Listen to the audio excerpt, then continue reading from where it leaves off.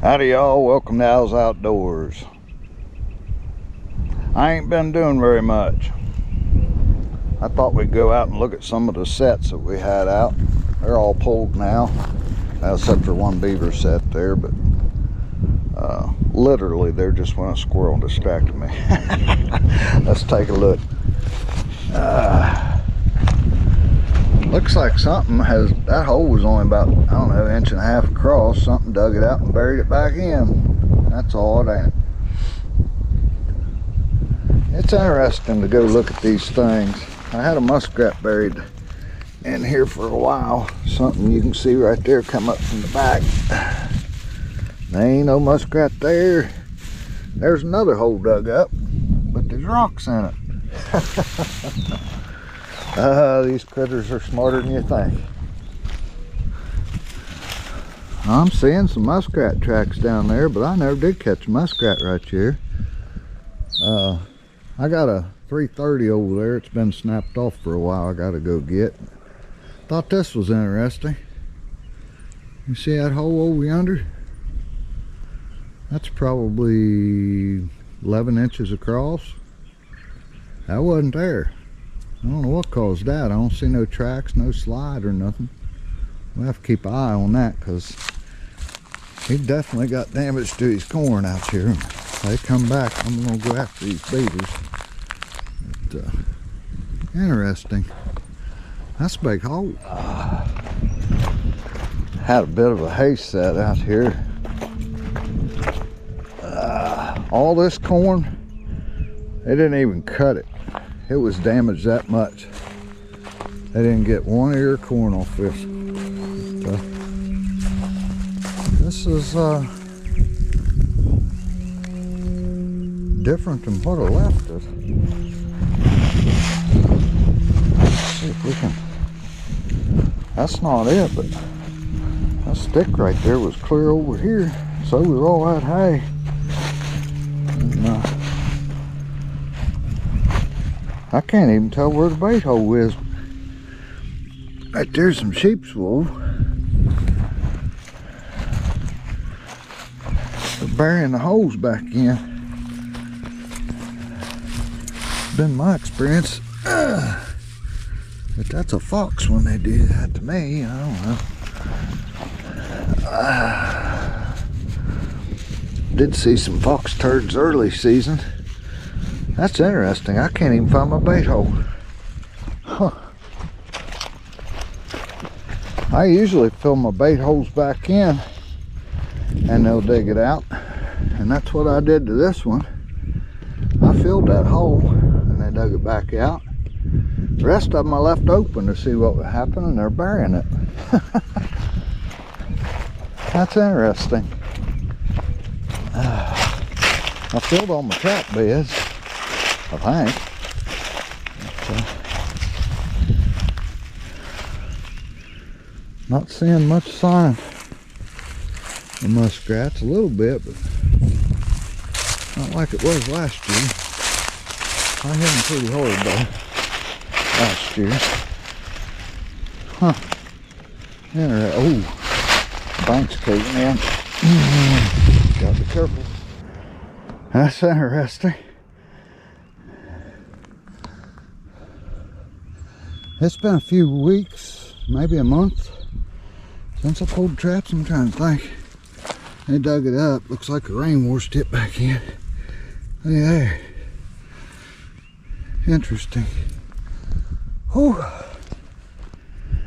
I wasn't seeing any fresh sign in this pond this year. They used to have a beaver house over there. There is a, I don't know if it'll show up, but right over there is a deep bank den. And it's usually underwater. I've left this trap here for a month and a half. Because last year, when they kicked the 2-year-olds out, they moved into here. I guess this year they didn't. I don't know. I heard there's a dam upstream and a dam downstream where the beavers moved on me. So we're going to go look. But, right. Here's my lock. My chain.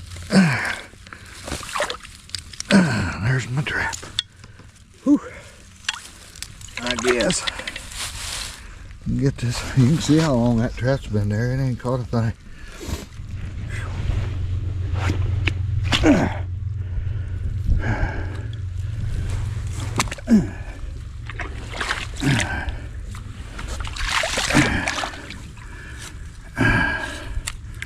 Little 110 sat there forever, never caught anything.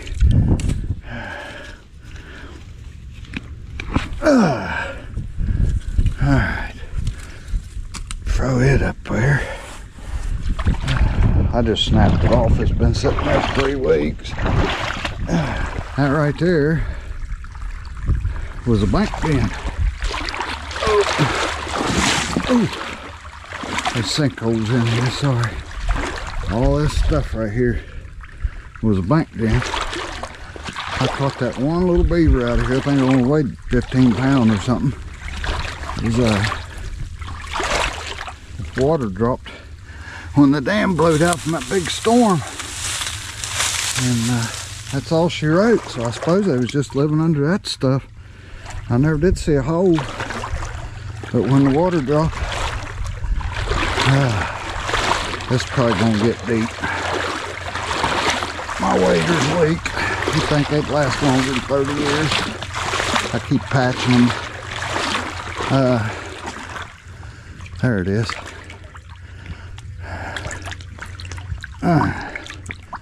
When that water dropped, oof, man, that got deep. Yeah, they leak. That right there, I had a 330 blocking it for, my God, weeks. Nothing. Not one bit of action. And I snapped it off there when I was quitting, and oh crap. Got my coat wet. What's holding you? Alright. Never caught a thing.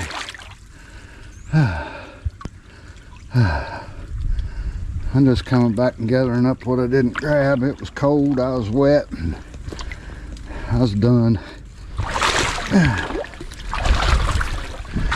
It's still pretty chilly. I can tell by the water coming in my waders, and I put a coat on before I went on this far. But let's go look at this hole. That's interesting.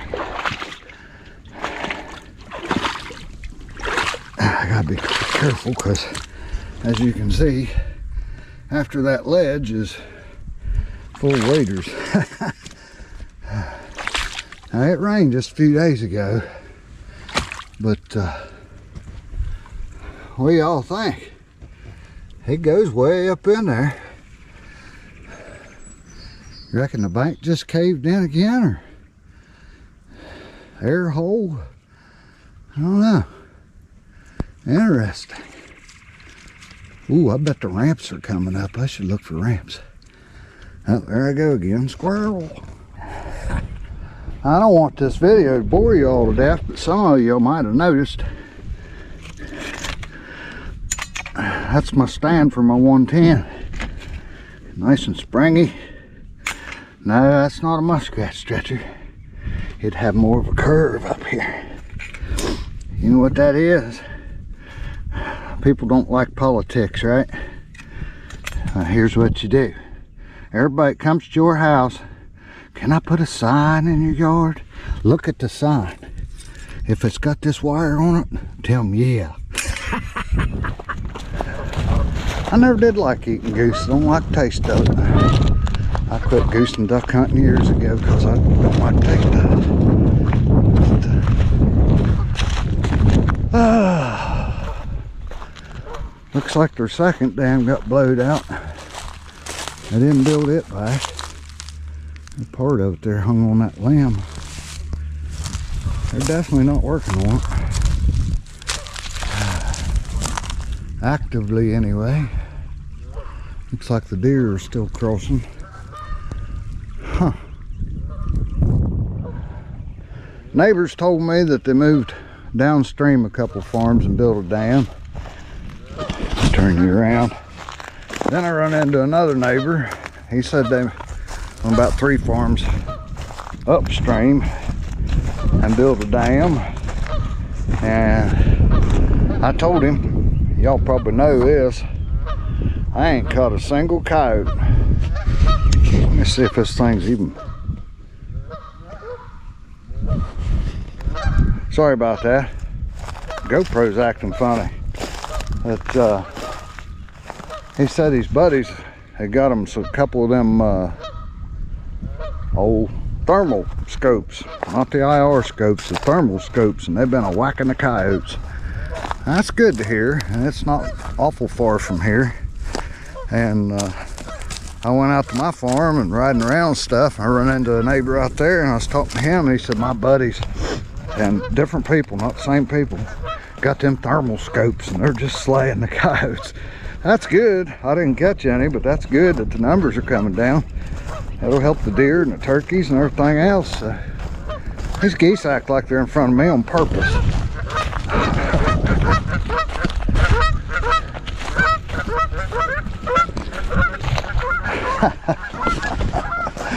Oh my. I'll tell you another trapping tip if you made it this far in a boring video. You know them latex pan covers? They're stuck together and your fingers is cold and you're cussing them and whatnot. Can't get them apart. Get you something really sharp. Peel it apart in about 4 layers. You know, 4 layers thick of them things. Cut them with really, really, really sharp scissors right across that corner.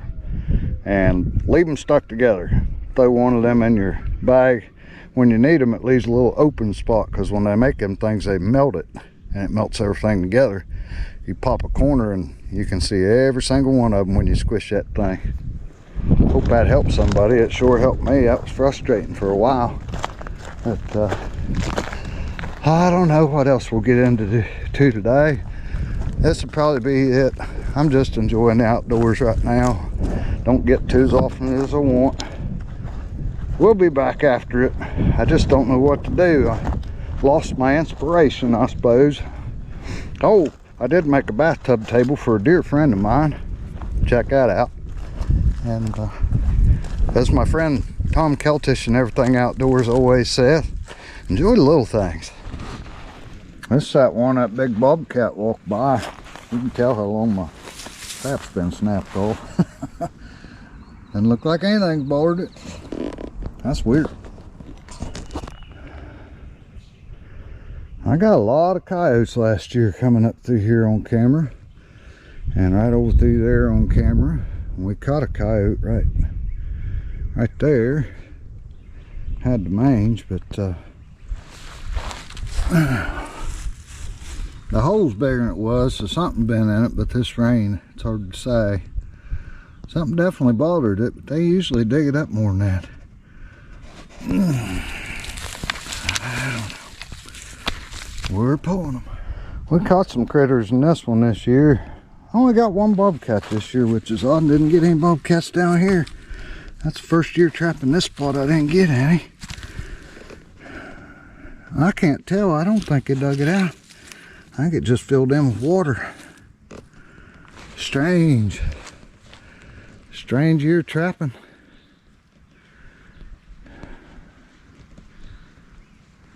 I don't know. Turkey season coming. We're dadgum sure going.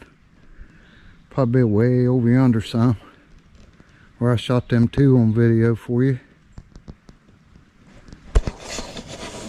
Ah, nice day. Finally quit raining. I don't know. Y'all put in the comments what you want to see me do. I'm running out of ideas, so I need your help. Let me know. Oh, I went out to get rid of my old side-by-side, and we got to talking to some fellas. They're into that thermal hunting. I hope they don't wipe the coyotes completely out, but I hope they're doing a good job too and not wasting them. But me and my buddy, we just kind of laughed, and he said, "What are you laughing for?" And I said, "Well, back in our day, when we started, we only had mouth calls and can lights. And what's a can light, you know, we got to talk about that. I think my first one, I literally made it out of a coffee can and carried a motorcycle battery looking thing on my hip. And we didn't have all that fancy stuff, but it got me to thinking about my heavy coyote hunting days. And we used to put, you've probably done it deer hunting, this and that, whatever. Used to put fox urine on our boots. So something to think, you know, fox went through there instead of a human, or confuse his nose a little bit, like you would trapping. And I've done that trapping. We're all time putting fox urine and stuff like that on our sets, coyote urine, bobcat urine. Nobody ever hears about raccoon urine or raccoon scent. Okay. The reason I bring that up is this right here. We used to spray fox urine. If we went out to do a coyote set, we was experimenting a good bit. We didn't do it all the time, but we would spray it on a bush here and there, spray it on our boots, of course, and we seemed to be doing better. Then all of a sudden, it didn't seem like it worked, and I got to thinking about that. They get smart when you're trapping, and they catch on to what you're doing. I thought, I'm gonna change it up. So I made me some raccoon scent and some fox scent, and I mixed them together. And I used that. We was doing pretty good. As far as them coming into the set, some of us can't shoot. Then it quit working. So I went with just raccoon scent. And it seemed to work better, you know. Not everything's guaranteed. But what if we put raccoon scent in our trap sets instead of fox scent, or bobcat, or coyote? Because I can't think of none of them critters that's afraid of a raccoon. Just a thought. I didn't want this video to be boring to you all. I'm having a good time out here, but trees are starting to bud and bloom, and I'm enjoying myself a little bit. Some stuff's making me smile finally, and I'll show you what I mean right here. Right here. Look at that peach tree. Y'all see that? And, apple trees are blooming. Hopefully there'll be a good harvest. We had a frost recently. I'm hoping it didn't get mine. But, well, here's another set. We might as well take a look at it while I'm running my mouth.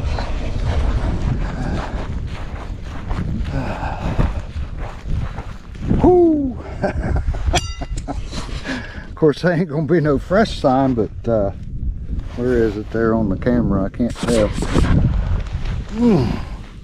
You couldn't get that fist in that hole. It was only about that big around. They always come.